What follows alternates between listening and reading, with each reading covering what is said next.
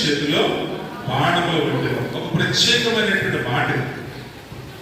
నేడు దినాల్లో మనం చూసినా దేవుడు ఎప్పుడు అన్యాయస్తుడు కాదు, కానీ దేవుడు ప్రతి ఒక్కరి పట్ల కూడా తన ప్రభు చూపించే దేవుడు. ప్రత్యేకమైనటువంటి మాట ఏమిటి అని మనం జాగ్రత్తగా జ్ఞాపకం చేస్తే, యవ్వన కాలమందు పుట్టినటువంటి బిడ్డలు. దేవుడికి స్తోత్రం కలుగును గాక. మరి రాయుడు, అలాగే మరి వీక్షిత, యవ్వన వయసులో వారి ఎరువురు కూడా దేవుడి కృపను బట్టి వారి పరిశుద్ధ వివాహాలు జతపరచబడి దేవుడు వారిని జ్ఞాపకం చేసి ఇచ్చినటువంటి మహిత వాత్సల్యాన్ని బట్టి నేను ఎంతగానో పలుకుని స్తుతిస్తాను. వాడి గురించి చెప్పడానికి కొన్ని మంచి మాటలు ఉన్నాయి, అవి కూడా మధ్యలో పంచుకుంటాను. దేవుడు భూమి మీద వివాహ వ్యవస్థ ద్వారా ఒక కుటుంబానికి నాంది పలికి, ఆ కుటుంబాన్ని దేవుడు మీరు ఫలించి అభివృద్ధి చెంది విస్తరించి నిండించి దానిని లోపరుచుకోండి ఆదిలోనే ఆదాముకు అవ్వకు కూడా ఆశీర్వదించాడు. కాబట్టి దేవుడు తన ప్రజలను దీవించువాడే తప్ప శపించేటటువంటి దేవుడు కాడు. ఏ రీతిగా మనము ప్రభు దగ్గర నుంచి ఇబ్బందులు ఎదుర్కొంటామంటే, కీర్తనకాడు కూడా చాలా విషయాలు తెలియజేస్తాడు. వారు దేవుని మాట వినకపోయిన కనుక వారందరూ కూడా ఎదురు పాలయ్యారంటే శ్రమల పాలయ్యారు. దేవుడికి మహిమ కలుగును గాక. ఇది పర్టికులర్ గా దేవుని జనాంగంతో దేవుడు తను మాట్లాడుకున్న మాటలు. మన ఇండియాలో పుట్టారు, ఇజ్రాయెల్లో పుట్టలేదు. కానీ ఇండియాలో ఉన్నటువంటి ఆయన జనాంగముగా మనము ఈ మాటలను నెమరు వేసుకుంటా ఉంటాం. ఇవి ఎవరికో చెప్పడానికి కాదు, ఇది దేవుడు తన ప్రజలకు ఇచ్చినటువంటి మాటలనేవా మనం జ్ఞాపకం చేసుకోవాలి. కాబట్టి ఈ సమయంలో మనం జాగ్రత్తగా గమనించాల్సిన విషయం ఏమిటంటే, యవ్వన కాలంలో పుట్టినటువంటి కుమారులుగా బలవంతుల చేతుల్లో ఎలా తయారవ్వాలంటే బాణములుగా తయారవ్వాలి. అయితే దేవుడు ఎంత గొప్ప దేవుడు అంటే ఆశీర్వదించాడు. మీరు చక్కని బిడ్డలను, చక్కని ఆస్తిపాస్తులను మీరు చక్కగా ఉండి మీరు దీవించబడతారు, మీరు సంతోషంగా ఉండని దేవుడు ఇచ్చినటువంటి దేవుడు. హల్లెలూయా. అందుకనే గర్భఫలము ఆయన ఇచ్చు బహుమానమే. అది దేవుడు అనుగ్రహించినటువంటి స్వాస్థ్యముగా మీకు ఇవ్వబడింది, అది మీదే. దాన్ని బట్టి ఒక మాట జ్ఞాపకం చేసుకుందాం. ఆదికాండము 15వ అధ్యాయము ఆ 4-5 వచనాల్లో ఒక చక్కని మాట. 15వ అధ్యాయము 4-5 వచనాల్లో మీరు చూసినప్పుడు, యెహోవా వాక్యము అతని యొద్దకు వచ్చి, ఇతడు నీకు వారసుడు కాడు, నీ గర్భవాసమున పుట్టబోచున్నవాడు నీకు వారసుడగును. దేవుడికి మహిమ కలుగును గాక. గర్భఫలం ఆయన ఇచ్చి బహుమానమే, బిడ్డలు ఆయన ఇచ్చినటువంటి స్వాస్థ్యమే.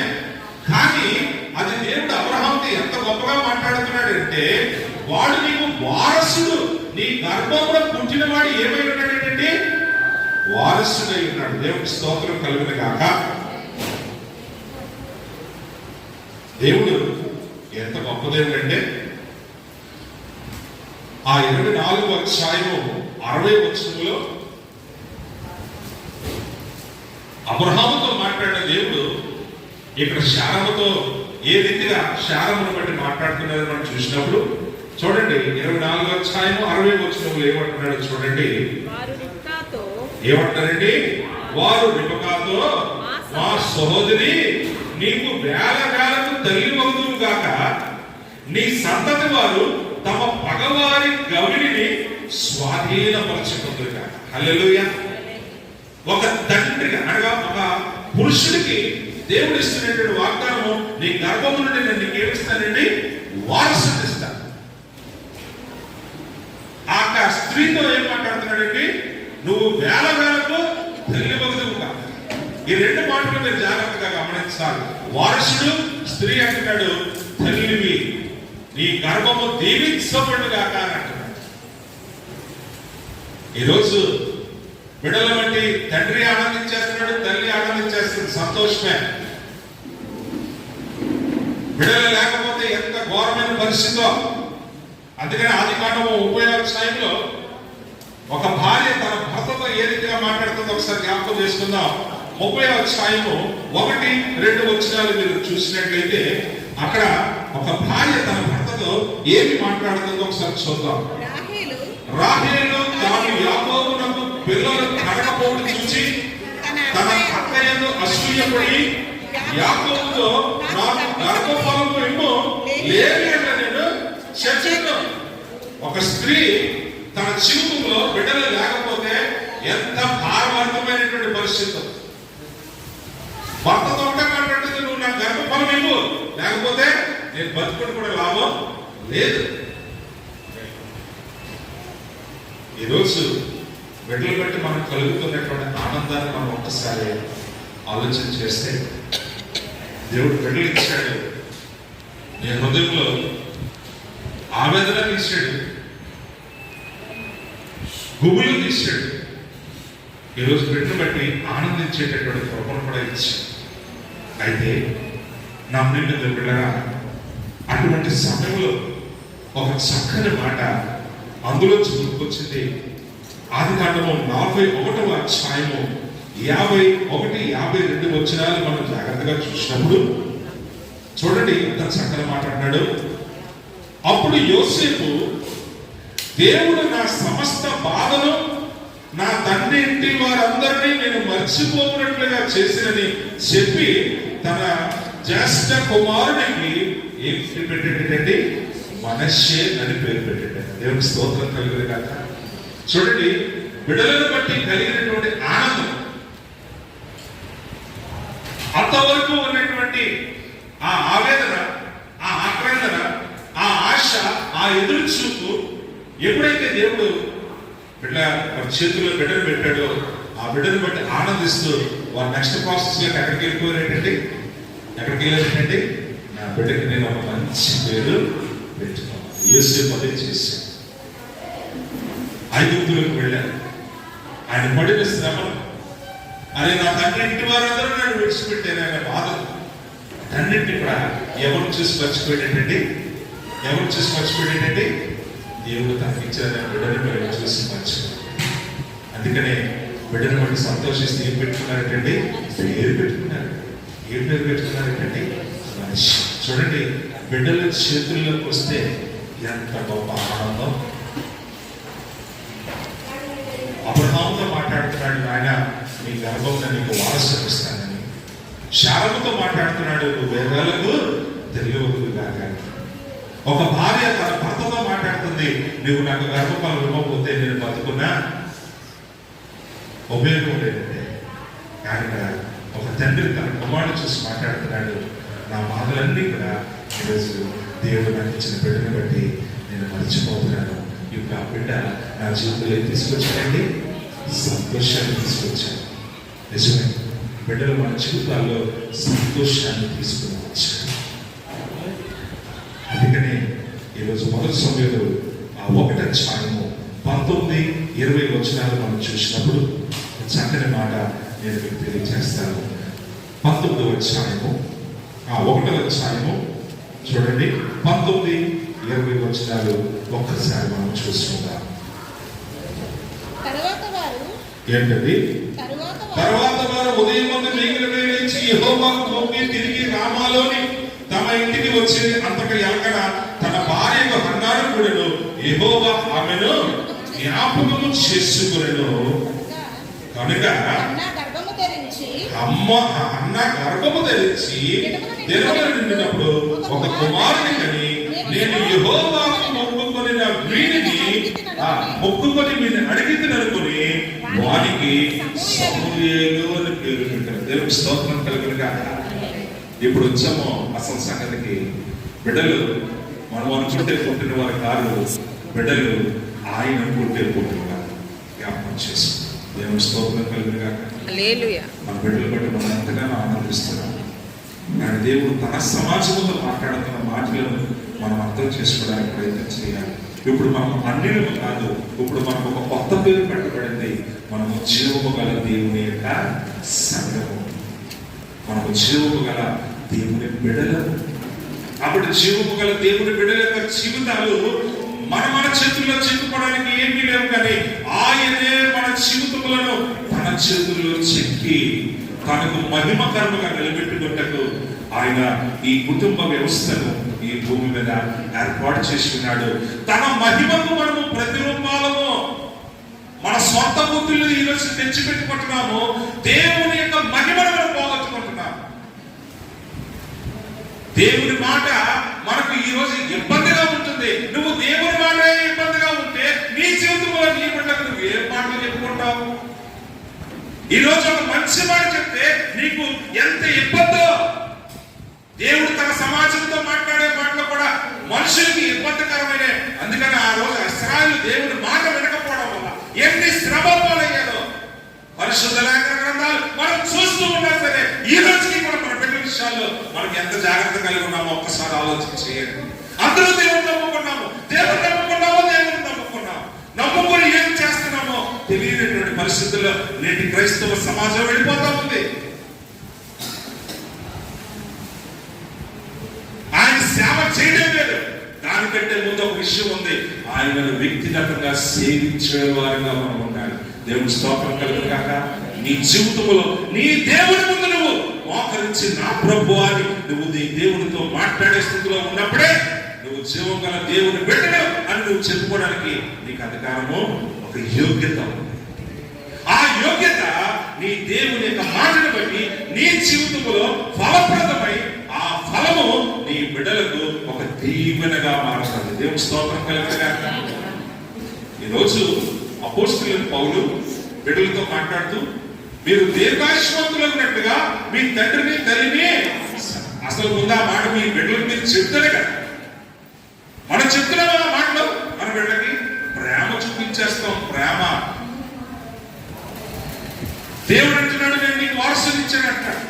ఆ వారసుడికి మనం ఏం చేస్తున్నామంటే తల్లిదండ్రుల పిల్లలకు ఏం చేస్తారంటే ఆస్తిని సమకూర్చాలి. కాబట్టి అమ్మో నా కొడుకు, అమ్మో నా కూతురు అని చెప్పి తెగ ఆస్తి సమకూర్చేస్తాం. వాళ్ళకి ఏ లోటు లేదు.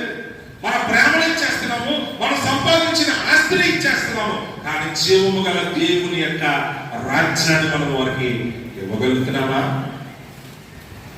ఇది ఆయన సంఘముతో జీవము గల దేవుడు తన బిడ్డలతో మాట్లాడుతున్న మాటలు తప్ప అన్యులకు చెప్పుకునే మాటలు కాదు. మనము మన దేవుని యొక్క మాటలను మనం జ్ఞాపకం చేస్తాం. ఈరోజు నేను వీక్షితను బట్టి చాలా ఆనందిస్తుంది.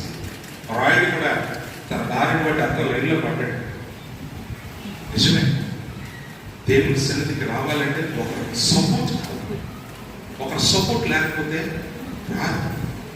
నిజమే, ఒక ఇంటిలో దేవుని సన్నిధి ఎలా ఉండాలో తెలియక, కానీ ఆరాటం ఉంది దేవుని సన్నిధి కావాలి, కానీ అది ఎలా ఆహ్వానించుకోవాలో అలాంటి ఆలోచనలో ఉన్నప్పుడు కూడా దేవుడు వారి యొక్క మనోవాంఛను నెరవేరుస్తాడు. హల్లెలూయా. అలాగే వచ్చింది వీక్ష. వస్తూ ఏం తెచ్చిపెట్టిందంటే మా సత్యాకి చుట్టూరు కట్లు కట్టి తెచ్చిపెట్టాడు. చట్నీ ఇంకా దొరకట్లో దొరుకుతాడు. ఏం తెచ్చిపెట్టిందంటే ఆ మామూలు తీసుకొచ్చి పెట్టింది. ఈ మామూలందరూ దయచేది. హల్లెలూయా. ఈ అమ్మని వదలడానికి వీలు. ఆఖరి పెద్ద ప్రభావారు గారు కూడా ఇక్కడ ఉన్నారు. మరి అమ్మాయి మ్యారేజ్ చేసింది. ఒక కుటుంబము సత్యయుక్తులకు ఇప్పుడు ఎవరు వచ్చారు అంటే దైవజనులు ఒక యాజక కుటుంబమే ఎంటర్ అయిపోయింది. ఇప్పుడు చూడండి దేవుని సన్నిధి ఎలా ఉంటుందో వారిని బట్టి ఇంకా అర్థమైపోతుంది.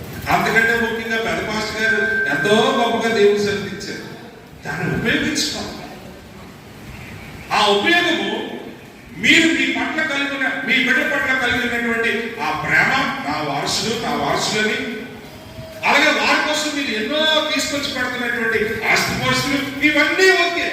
కానీ ఈ రోజు ఇక్కడ హన్నా ఏం చెప్పింది అంటే, నేను యెహోవాకు మొక్కుకొని వీరిని అడిగింది నేర్చుకుని వారికి ఏం పేరు పెట్టింది అంటే, జాగ్రత్త గమనించండి. ఒక తల్లి తన బిడ్డ విషయంలో కలిగి ఉన్నటువంటి ఈ గొప్ప మనస్సు ఈ రోజు ఈ అంచె దినాల్లో ఉన్నటువంటి మనము మన బిడ్డ విషయాల్లో కలిగి ఉండాలి. నీ బిడ్డకు నువ్వు ఎంత ఆస్తి ఇచ్చావనేది కాదు, నీ బిడ్డకు ఆ దేవుని రాజ్యానికి పోయే మార్గాన్ని నేను చూపిస్తున్నావా? నా కొడుకు నా నువ్వు అందరికీ అని బిడ్డల గురించి ఎవరైనా మాట అంటే మీద పడిపోతున్నాం. కానీ ఒక మంచి మాట ఒక చెడు నడవడానికి ఏం చేస్తుంది బాగు చేస్తుంది. నాకు తెలియని నీకు తెలియని ఎవరు అనుకోరు. కాకి పిల్ల కాకే ముద్దని తెల్లడి గురించి నల్లడి గురించి మాట్లాడుకుంటారు. కానీ తెల్లడైనా నల్లడైనా ఒకటి పిల్లవాడేగా. ఆ విషయాన్ని ఎవరు ఆలోచించరు. కానీ క్రైస్తవ సంఘము ఆ ఆలోచనలకు రావాలి. క్రైస్తవ సంఘంలో కాకి పిల్ల కాకి ముద్దు అని అందరికి వీల్లేదు. అది కాకైనా సరే బావులైనా సరే అందరూ కూడా ఎవరై ఉన్నారండి? దేవుని వెళ్ళబోయి ఉన్నాం. దేవుడికి స్తోత్రం కలుగును గాక. కాబట్టి ఇక్కడ ఈ అన్న ఏం చేసిందాక, నేను దేవుడికి మొక్కుకోవడం వల్ల నా దేవుడు నన్ను జ్ఞాపకం చేసుకుని నా భర్తను నన్ను కనికరించి ఒక బిడ్డనిచ్చాడని ఆ బిడ్డకి ఏమని పేరు పెట్టిందండి? సమూయేలు అని పేరు పెట్టాడు. ఎంత గొప్ప మాట! అంటే దేవుని యొక్క మనస్సును మనం కలిగిన వారుగా మన కుటుంబాలు మనం ఏం చేయాలండి? నడిపించుకోవాలి. ఇప్పుడు అదే నేను మీకు తెలియజేస్తాను. రాయుడు ఒళ్ళో కూర్చుంటుంది. నేను ముగిస్తాను. మా మాస్టర్ గారు అలవి చెప్పారు. నేను ముగిస్తున్నాను. నీ బిడ్డ నీ చేతుల్లో ఉన్నప్పుడు, రాయుడి చేతుల్లో ఉన్నప్పుడు ఆట వింటూ చప్పట్లు కొట్టుకుంటూ ఉంది. అదే ప్రారంభం. దేవుడితో ఆమెకు నేర్పబోయే సంబంధం. అది ఎక్కడ దొరుకుతుందంటే దేవుని మందిరంలో, దేవుని సన్నిధిలో, కుటుంబ ప్రార్థన అయినా ఇంటి ప్రార్థన అయినా ఎక్కడైనా తీసుకొచ్చి మీ బిడ్డల్ని అక్కడి నుంచో పెట్టండి. రాబోయే దినాల్లో మీరు నేర్పించిన అంటే దేవుని మందిరాన్ని, దేవుని సన్నిధిని కూడా విడిచిపెట్టకుండా మీ బిడ్డలని ఇంకా ఈ లోపల ఎప్పుడు కూడా లాగలేదు. అందుకనే బాలు నడవలసిన రావాలని ఇందాక అయ్యగారు సామెతలు 22:6 చెప్పినట్టుగా మీరు ఏమిటంటే మీరు దేవుని సన్నిధిని నేర్పించండి. దేవుడే వారికి తోడేంటి అని దీవిస్తాడు. ఇక రాబోయే దినాల్లో వారు ఎదుగుతున్న కొద్ది వాక్యం అంటే ఏమిటో, దేవుని ప్రేమ అంటే ఏమిటో, ఆయన కార్యాలంటే ఏమిటో మనం చెప్పే మాటల్లోనే వారు అర్థం చేసుకోగలుగుతారు. దానికంటే ముందుగా మనము దేవుని బిడ్డలకు ఆయన సన్నిధిని ప్రేమించే మనసును మనం క్రియేట్ చేయగలిగితే వారు గర్భంలో యోహాను ఎలాగైతే మరియమ్మ మాటలు వింటూ గంతులు వేశాడో ఇక్కడ జరుగుతున్న ఆరాధనలోనే వారు కూడా దేవదూతలు చూస్తూ ప్రభువుని మహిమపరిచేవారుగా వారి జీవితాలు మనందరి చేతుల్లో గొప్పగా దీవించబడతాయి. అది నీ బిడ్డైనా నా బిడ్డైనా మనందరి బిడ్డలైనా మనం ఒకరినొకరము మన బిడ్డలను దీవించుకొని బలపరుచుకునే స్థితిలో తీసుకెళ్తాం. కాబట్టి ఈరోజు నేను వీక్షణ కూడా తెలియజేస్తాను. నీ బిడ్డ నేను చూస్తున్నాను. తల్లి ఒడిలోనో తండ్రి ఒడిలోనో కూర్చుంటూ పాటలు వింటూ చక్కగా చప్పట్లు కొట్టేటటువంటి ఆ అవధిని చూసారా? ఆ రీతిగా నా బిడ్డను బలపరచండి. ఏ యాజకులు అయితే నీ ఇంట్లో ఉన్నారో వారందరూ నీ ప్రార్థన చేస్తారు. అలాగే ఇక్కడ ఉన్నటువంటి గాస్పెల్ ప్రాక్టీస్ సంఘంలో ఉన్న దైవచరులు కూడా మీకోసం ప్రార్థన చేస్తున్నారు. మీ అందరి ప్రార్థనలు రాబోయే దినాల్లో మీ జీవితంలో ఒక దీవులుగా మార్చి ఏ వారసురాలుగా దేవుడు మీకు ఆ బిడ్డనిచ్చాడో ఆ వారసురాలు బిడ్డలు రాబోయే దినాల్లో దేవుడు గొప్పగా ఉన్నతమైన స్థితిలో నిలబడతాడు. అటువంటి కృప దేవుడు మరి పెదపూడి వారి కుటుంబాన్ని ఇవ్వాలని, ఆ రీతిగానే మనం ముందుకు కొనసాగాలని నేను ప్రభు పెట్టని తెలియజేస్తూ నా మాటలను నేను ముగిస్తున్నాను. దేవుడి మాటలు దీవించిన కాక ఆమేన్. హల్లెలూయా.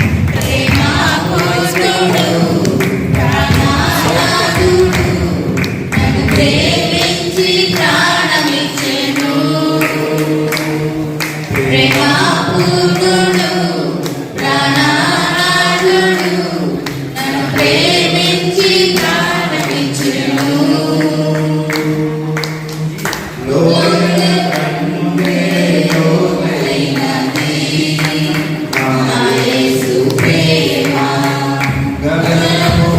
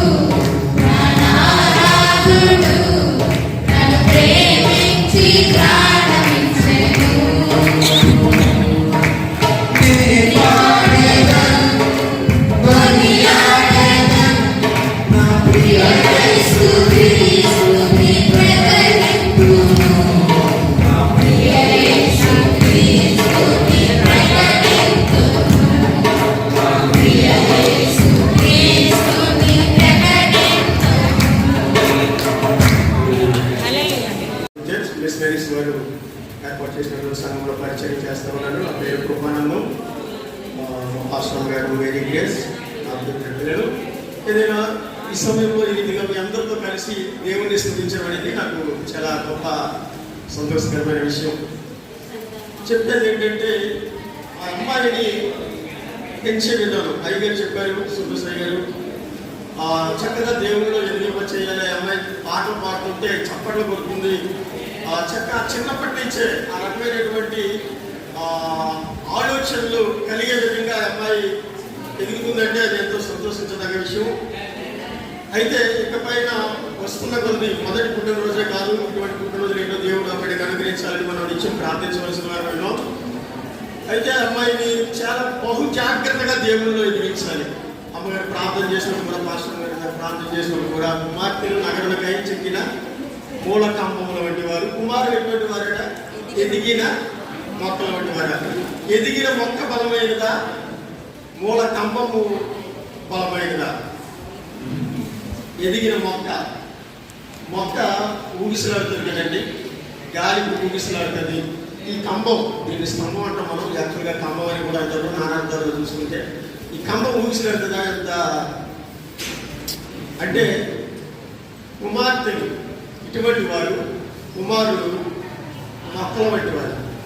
ఏది బలమైంది? స్తంభం బలమైంది కదా.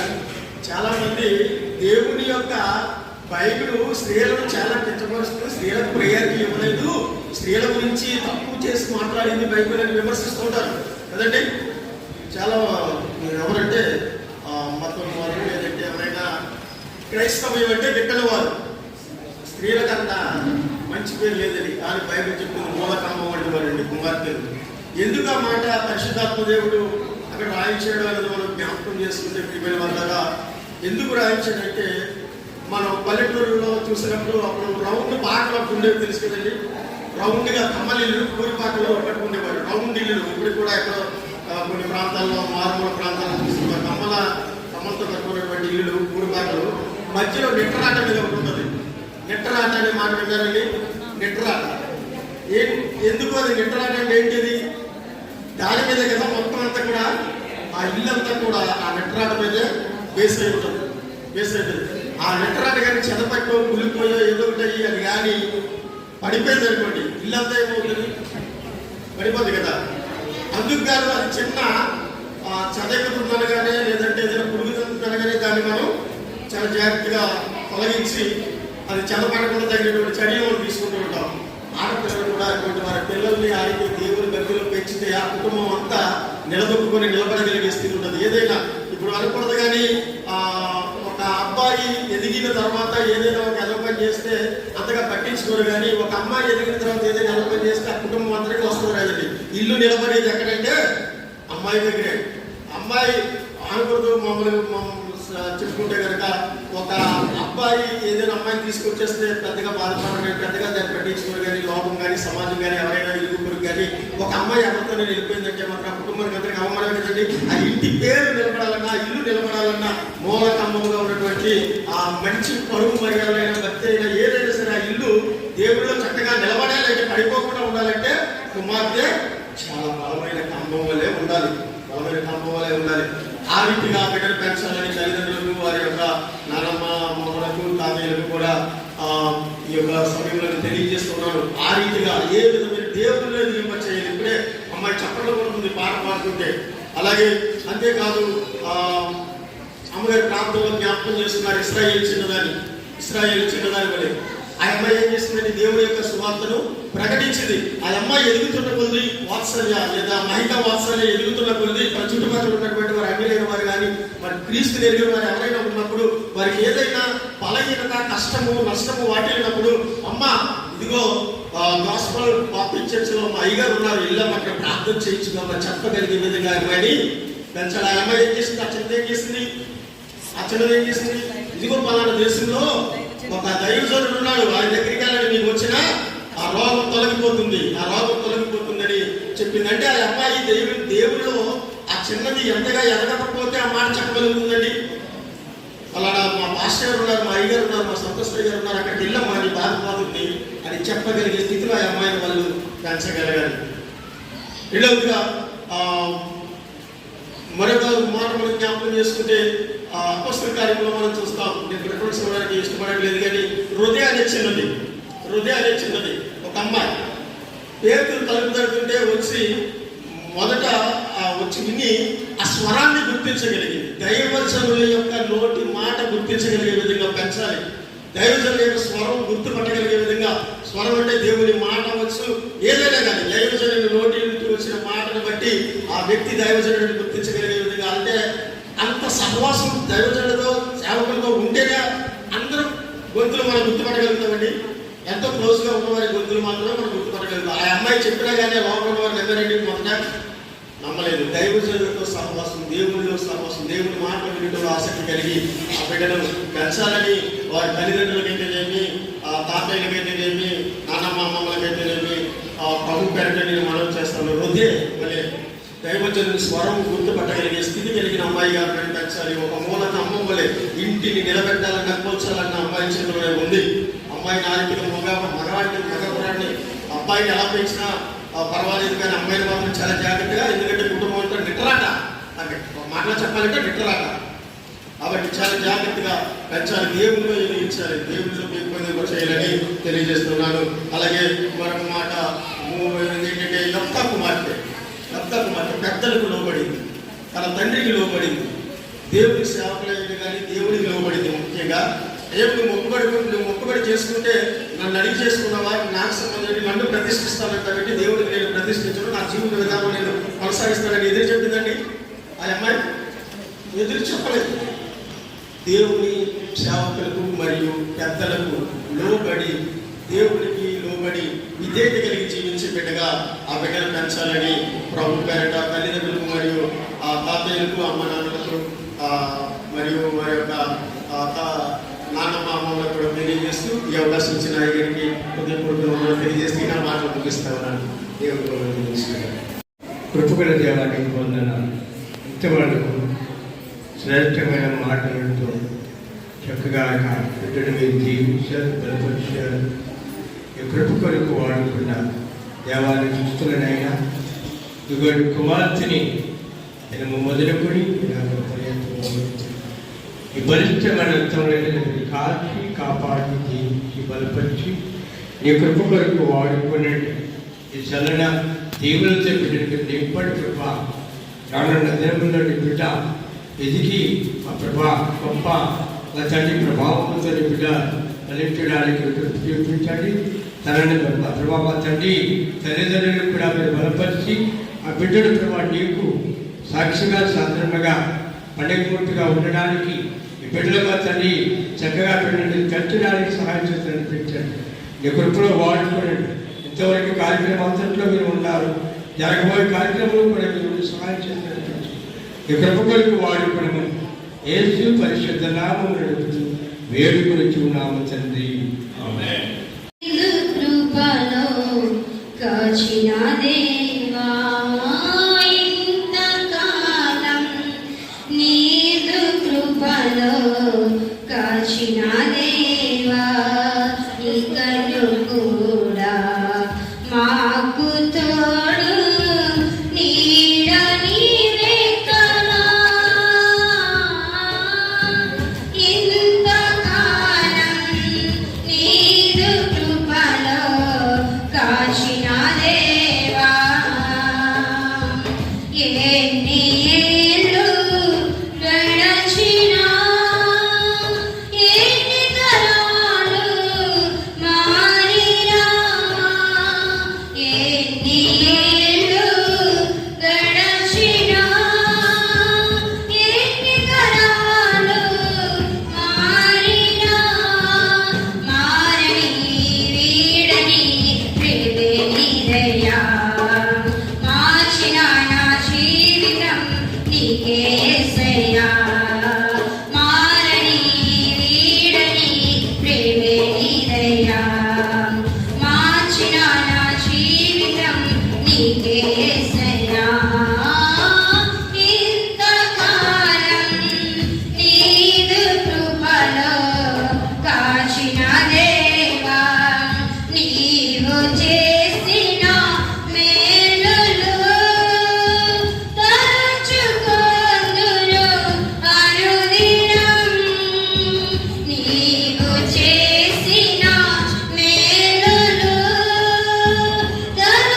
తలచుకొందును అనుదినం. నా స్తుతి స్తోత్రము నీకే యేసయ్యా. వేరుగా ఏమి చెల్లించలేనయ్యా. నా స్తుతి స్తోత్రము నీకే యేసయ్యా. వేరుగా ఏమి చెల్లించలేనయ్యా. ఇంతకాలం నీదు కృపలో కాచిన దేవా ఇంతకాలం నీదు కృపలో కాచిన దేవా. దేవునికి స్తోత్రం కలుగును గాక. మరి ఈ సమయంలో పెద్దలు గాస్పుల్ ప్రాక్టీస్ సీనియర్ గురువులు కృష్ణ గారిని మరి వేదిక మీద రావాల్సిన ప్రభుత్వం ఆహ్వానిస్తూ ఉన్నానండి. మరి వస్తూ ఉన్నారు. కేక్ కటింగ్ కార్యక్రమం జరిగించుకుందాము. మరి భార్యాభర్తలు లేపలేక కూతురు లేపు లేపే అత్తగారు సత్య పాపం తీసుకున్నా.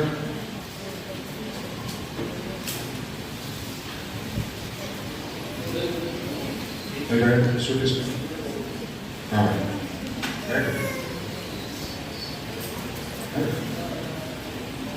ఫోటో త్వరగా రావాలి.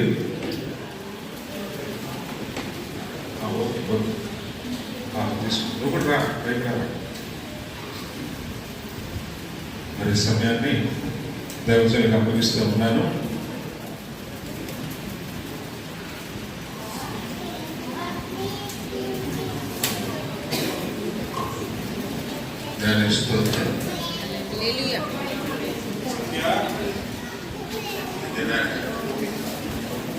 సత్య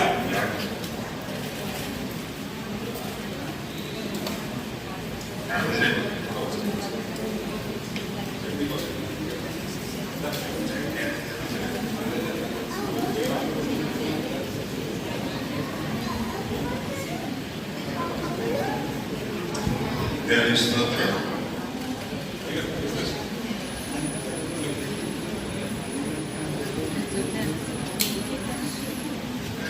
పరిశుద్ధాత్మ లక్ష్మి నారాయణ నాకు నా శ్రమ నుంచి దేవుడిచ్చినట్టు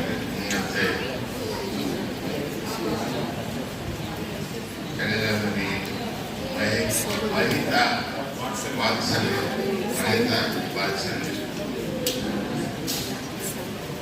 ఒక సంవత్సరం గతించిపోయింది. రెండో సంవత్సరంలో ప్రవేశించారు.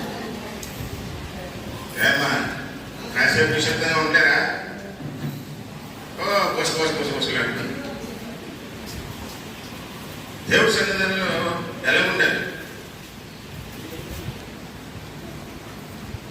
మరి బిడ్డ చక్కగా దేవుడు వచ్చినటువంటి బహుమానం. కిందటి వారం మరి ఈ శిలువ ధ్యానకూటంలో మరి వరప్రసాద్ రోజు మరి ఇంటికి వెళ్ళాం. అక్కడ వారి కుమారుడు కోడలు వారికి ఇచ్చినటువంటి మనవరాలు. సరే కాసేపు అక్కడ కూర్చొని మాట్లాడుతూ ఉంటే ఆ మనవరాలకు 3వ సంవత్సరం. ఆ మనవరాలు పిలిచి అమ్మ మాస్టర్ గారికి బైబిల్లో ఉన్న మరి పుస్తకాలన్నీ వరుసగా చెప్పేసి అంటే వరుసగా చెప్పేసింది. ఆదికాండం నుంచి ప్రకటన గ్రంథం వరకు కూడా ఎక్కడ మిస్ అవ్వకుండా చెప్పేసింది. కీర్తనల పుస్తకం నుంచి పాటలు పాడింది. ఆ 3వ సంవత్సరంలో వాక్యం చెప్పేసింది. అయితే ఎవరు ట్రైనింగ్ ఇచ్చారంటే వాళ్ళ నానమ్మ వాళ్ళ అమ్మ. అమ్మాయిని ఎత్తుకున్నారు అంటే ఇంకొక విషయం మాట్లాడుతున్నారు. బైబిల్ యొక్క పాటలు, మరి బైబిల్లో విశేషాలు, మరి మొత్తం ఈ బైబిల్ పుస్తకాలన్నీ ఒక వరుసలో ఆ వయసులో చెప్పగలిగింది అంటే అది అంత ఆశీర్వాదకరం కదా. అలాగే మరి దీక్షకు మరి ఏం చేస్తుందో నాకు తెలియదు. ప్రేమ అంటే ముద్దు పెట్టుకోవడమో కావాల్సింది ఇవ్వడమో ప్రేమ కాదు.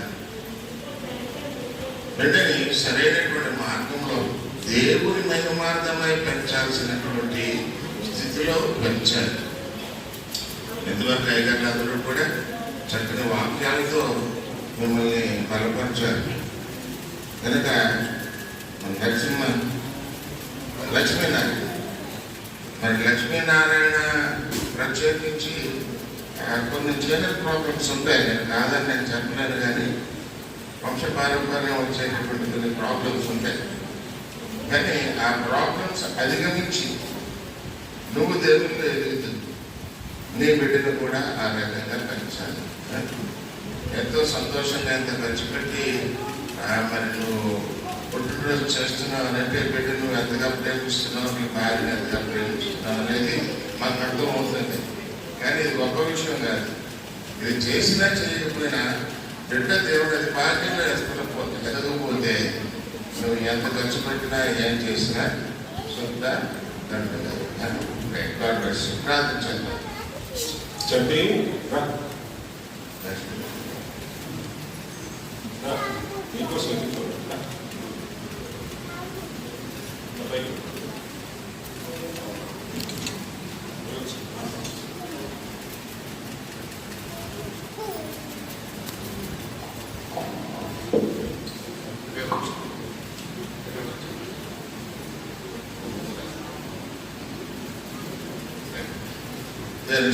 కురుకులు మా తండ్రి నామం పండగాక లక్ష్మీనారాయణ దీక్షని ఆశీర్వదించి నిలిచిన బిడ్డ మానవుని బట్టి మీకు స్తోత్రం నాయన. బిడ్డకు ఈ సంవత్సర కాలం అంతా కూడా మీరు కాపాడి ఈ 2వ సంవత్సరం అనే దయాకరీతాన్ని మీరు అనుగ్రహించడానికి మీకే వందనాలు. ఈరోజు మీరు ఇచ్చినటువంటి వర్తమానం బట్టి తల్లిదండ్రులు అలాగే వారి యొక్క బంధుమిత్రాలు అందరూ కలిసి ఎంతో ఆనందంగా జరుపుకుంటున్న ఈ పుట్టినరోజు కార్యక్రమం బట్టి మీకే వందనాలు. బిడ్డ తల్లిదండ్రులు వయసులందరూ జ్ఞానంగా తెచ్చుకున్న దీవెనతో నింపండి. బిడ్డ లౌకిక జ్ఞానవంతులు దైవిక జ్ఞానవంతులు కూడా మంచి జ్ఞానం సంపాదించుకుంటూ పెద్దదైన సాక్షిగా ఉండడానికి ఆశీర్వదించండి. ముఖ్యంగా నేను నిత్యరాజ్యానికి వారసురాలుగా ఆధారపెట్టిన పెంచేటటువంటి జ్ఞానము లక్ష్మీనారాయణ దీక్షతకు అనుగ్రహించండి. చక్కటి సత్యత జీవితకాలం అంతా తోడుగా ఉండండి. అలాగే లక్ష్మీనారాయణ దీక్షత వారి తల్లిదండ్రులు, వారి బంధుమిత్రాలు అందరికీ ఉన్నారు తండ్రి. వారందరిని బట్టి మీకే వందనాలు. మీ యొక్క సేవక కుటుంబంగా వారిని ఆశీర్వదించినందుకు మీకే వందనాలు. ఈ సమయంలో తండ్రి మరొకసారి మరి మా దీన్ని గుర్తు చేసుకుంటూ ఆ చిన్న బిడ్డను మీ చేతికి అర్పించుకుంటున్నాం తండ్రి. ఆ బిడ్డ యొక్క మీ యొక్క చిత్తం ఏమైందో అది నెరవేరును కాక. ఆమేన్. మన తండ్రి అయిన దేవుని ప్రేమ, మన రక్షకుడైన యేసుక్రీస్తు కృప, పరిశుద్ధాత్మ ఆదరణ సహాయము నడిపింపు సదాకాలం తోడైన కాక. ఆమేన్. God bless you.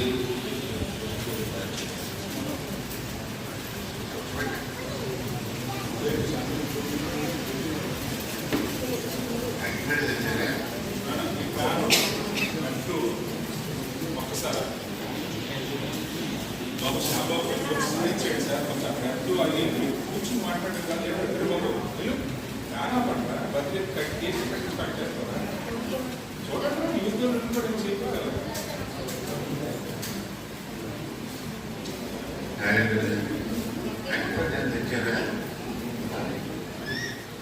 మా దగ్గర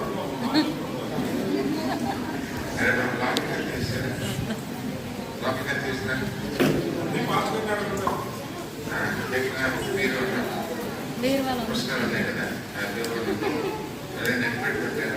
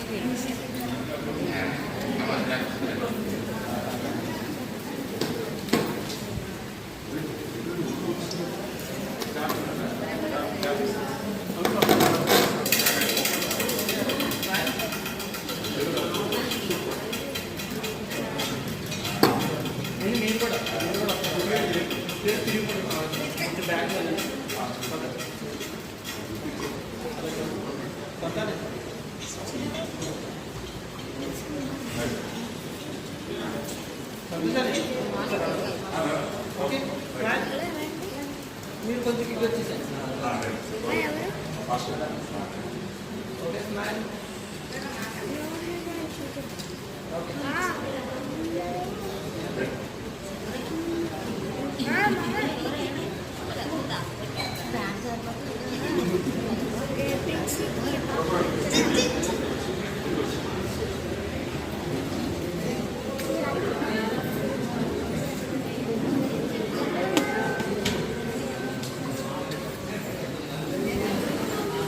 Happy birthday to you.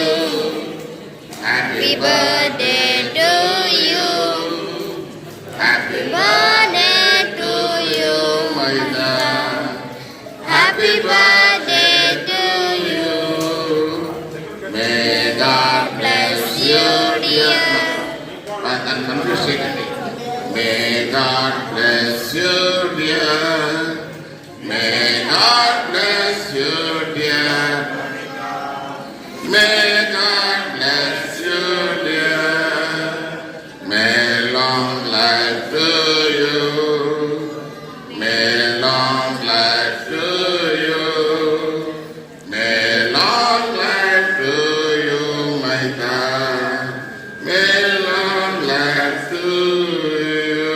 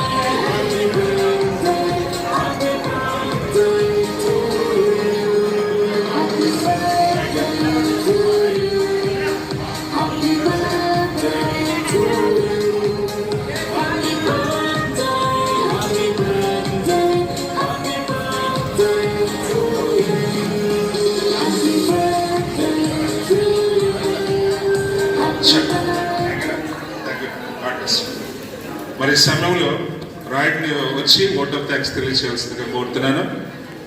Lakshmi వచ్చి ఓట్ ఆఫ్ థ్యాంక్స్ తెలియజేస్తాను.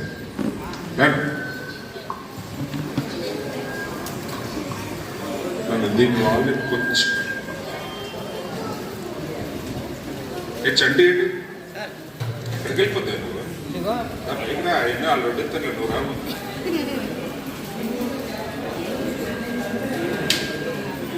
దైవజనులందరికీ నా వందనాలండి. మా ఆహ్వానాన్ని మమ్మల్ని ప్రేమించి వచ్చిన మీరు అందరికీ వందనాలండి.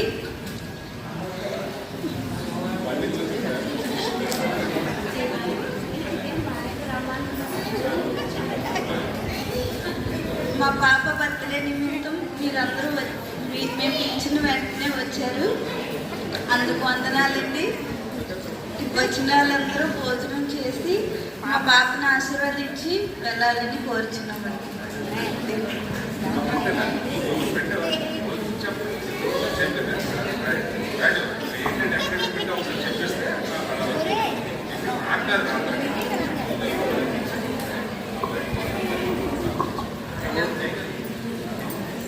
గోరెలు అయితే ఇటువైపు ఉన్నాయి, ఒక బయట అయితే బాగుంటుంది.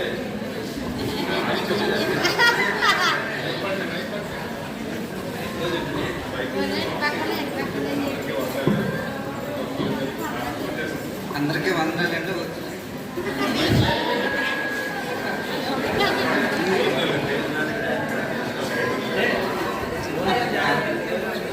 అందరికీ వందనాలంటే భోజనాలు అయితే ఇటువైపు ఉన్నాయి, బయట అయితే వాటర్ ఉంది, ఐస్ క్రీమ్ కూడా ఉంది.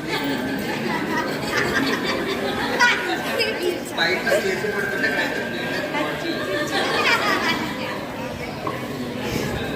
దేవుడికి మహిమ కలిగిన కానీ నాకు కొంచెం సౌండ్ పెట్టవచ్చేవా? చాలా సంతోషం. మరి దైవజనులు చూస్తే చాలా మరి వీక్షితాన్ని బట్టి మేము ఇక్కడ సంతోషించాలి, కానీ అలాగంటే సామ్యం లేదు. మరి దూరం నుంచి కూడా వీక్షిత బంధువులు విజయ్ కుమార్ గారు కూడా వచ్చారంట. మరి విజయ్ కుమార్ పాస్టర్ గారిని బట్టి కూడా దేవుని స్తుతిస్తున్నాను. ఒక్కసారి మీరు ఇలా ముందు కనబడితే మా యోహాన్ రాజు గారి మనసు నెమ్మది వస్తుంది. అదే అన్నమాట లెక్క. విజయ్ కుమార్ గారిని బట్టి కూడా దేవుని స్తుతులు చెల్లిస్తున్నాను. రెండు మనిషి ముగింపు స్టేజ్ మీద ఉంది కానీ సంతోషంగా ఉంటుంది. మరి సమయంలో మరి కృపారావు పాస్టర్ గారికి ముగింపు ప్రార్థన, కృపారావు గారు మరి ముగింపు ప్రార్థన చేసిన తర్వాత పరలోక ప్రార్థన అందరూ కూడా లేచి నిలబడి అప్పుడు మనం ఆశీర్వాదం తీసుకుని ఈ యొక్క మరి బర్త్డే ప్రోగ్రాం ముగించుకొని భోజనానికి పడతాం. మీ పరిశుద్ధమైన పాదములకు వందనాలు స్తోత్రాలు చెల్లిస్తున్నాం. మహితా వాత్సల్యాన్ని మీరు ప్రేమించి గత సంవత్సర కాలమంతా కూడా మీ కృపాక్షేమములు ఆ చిన్ని బిడ్డలు మీరు కాపాడినందుకు ప్రభువా మీకు వందనాలు స్తోత్రములు చెల్లిస్తున్నాం.